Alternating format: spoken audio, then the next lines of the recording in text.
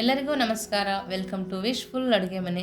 ನಾವಿವತ್ತು ದಿಢೀರಾಗಿ 1 ಕಪ್ ತೆಂಗಿನಕಾಯಿನ ಬಳಸಿ ಸೂಪರ್ ರೆಸಿಪಿನ ಮಾಡ್ತಾಯಿದ್ದೀವಿ. ಬ್ಯಾಚುಲರ್ ಕೂಡ ಮಾಡ್ಕೋಬೋದು, ತುಂಬಾ ಈಸಿಯಾಗಿರುತ್ತೆ. ರಾತ್ರಿ ಉಳಿದಿರೋ ಅನ್ನದಲ್ಲಿ ಕೂಡ ಮಾಡ್ಕೋಬೋದು. ಹೇಗೆ ಮಾಡೋದು ಅಂತ ನೋಡೋಣ ಬನ್ನಿ. ನಾನು ಮೊದಲಿಗೆ ಒಂದು ಬಾಣಲಿನ ಇಟ್ಕೊಂಡಿದ್ದೀನಿ. ಫ್ಲೇಮ್ನ ಮೀಡಿಯಮಲ್ಲಿ ಇಟ್ಕೊಂಡು ಒಂದು 3 ಸ್ಪೂನ್ ಎಣ್ಣೆ ಹಾಕ್ಕೊಂಡಿದ್ದೀನಿ, 1 ಸ್ಪೂನ್ ತುಪ್ಪ.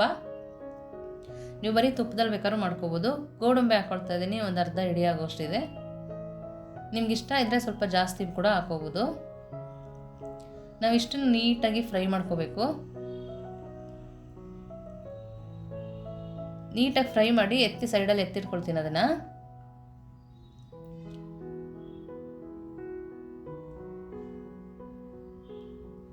ನಾವು ಗೋಡಂಬಿ ಹಾಕೋದ್ರಿಂದ ಟೇಸ್ಟ್ ಚೆನ್ನಾಗಿರುತ್ತೆ.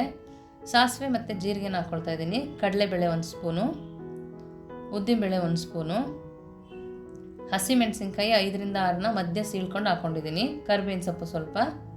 ಇಷ್ಟನ್ನು ಹಾಕಿ ಫ್ರೈ ಮಾಡ್ಕೋಬೇಕು. ನೀಟಾಗಿ ಫ್ರೈ ಆದಮೇಲೆ 1 ತೆಂಗಿನಕಾಯಿ ತುರಿನ ತೊಗೊಂಡಿದ್ದೀನಿ. ಒಂದು ಅರ್ಧ ಹೋಳಾಗೋಷ್ಟಿದೆ, 1 ಬೌಲ್ ಆಗುತ್ತೆ. ಇದನ್ನು ಲೋ ಫ್ಲೇಮಲ್ಲಿ ಇಟ್ಕೊಂಡು ಫ್ರೈ ಮಾಡಬೇಕು, ಇಲ್ಲಾಂದರೆ ತಳ ಹಿಡಿಯುತ್ತೆ, ತೆಂಗಿನಕಾಯಿ ಒತ್ತು ವಾಸನೆ ಬರುತ್ತೆ. ಸ್ವಲ್ಪನೇ ಫ್ರೈ ಮಾಡ್ಕೋಬೇಕು. ನೋಡಿ, ಇಷ್ಟು ಫ್ರೈ ಆದಮೇಲೆ ಅನ್ನ ಮಾಡಿ ಇಟ್ಕೊಂಡಿದ್ವಲ್ಲ ಅದನ್ನು ಹಾಕ್ಕೊಳ್ತಾ ಇದ್ದೀನಿ. ನೀವು ರಾತ್ರಿ ಉಳಿದಿರೋ ಅನ್ನದಲ್ಲಿ ಕೂಡ ಮಾಡ್ಬೋದು. ಅನ್ನ ಮಾಡುವಾಗ 1 ಸ್ಪೂನ್ ತುಪ್ಪ ಹಾಕಿದರೆ ತುಂಬಾ ಚೆನ್ನಾಗಿರುತ್ತೆ. ನೋಡಿ, ಈ ಥರ ಅನ್ನ ಹಾಕಿದ್ಮೇಲೆ ನೀಟಾಗಿ ಕಲಿಸ್ಕೊಬೇಕು. ನೋಡಿ, ಈ ಥರ ಮಿಕ್ಸ್ ಮಾಡ್ಕೊಬೇಕು.